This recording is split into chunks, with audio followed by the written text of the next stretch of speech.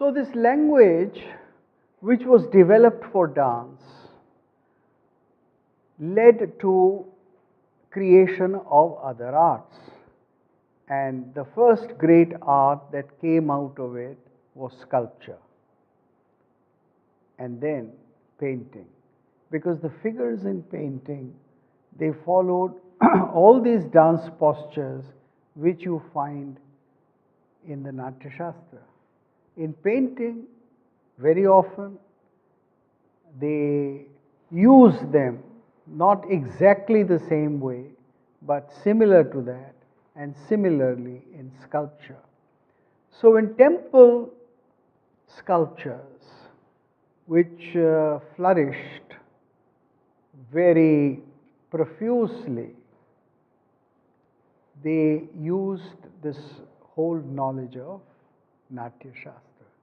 I told you that Natyashastra led to the creation of many other arts, because in drama we already have so many arts incorporated.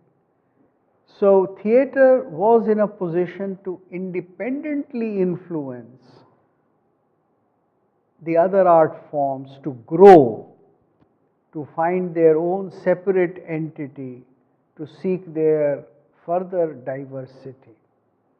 And this is how dance forms, beginning with Natyashastra, created a revolution in various other art forms. Now,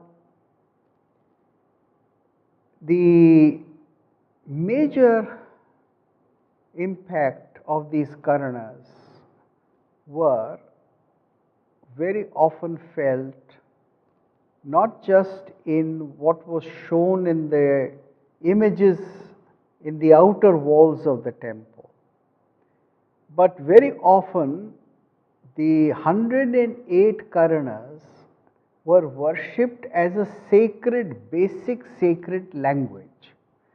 You see, there was a big movement, it seems, around 7th, 8th century AD in India, when the Karanas were taken as very sacred, very essential language of dance, and they started making them in various temples. So, in the Chidambaram temple, they made it on the Gopurams. You know, the big gates at the outermost prakara or outermost wall of the temple. Then in several other temples, they made it inside in the Garbhagriha itself, in the ceiling. So these 108 Karanas, they acquired a status of almost like Shiva dancing himself, because Shiva said that Maya api smritamidam nittam sandhya kale nityataha. He said that I recall this, so maybe I had created it or somebody else had created. They were primary, they were original. So they were so sacred that they were created. And then in the temples, they were created not just within India, but outside India. So in places like Indonesia and various other places, they were depicted within the temples. And this tradition was a tradition followed for, I suppose, nearly 600 to 700 years. And reverence for the Karanas has been of great importance. In recent times, they have studied them again. Some famous scholars like Padma Subramaniam have revived and written so much about it.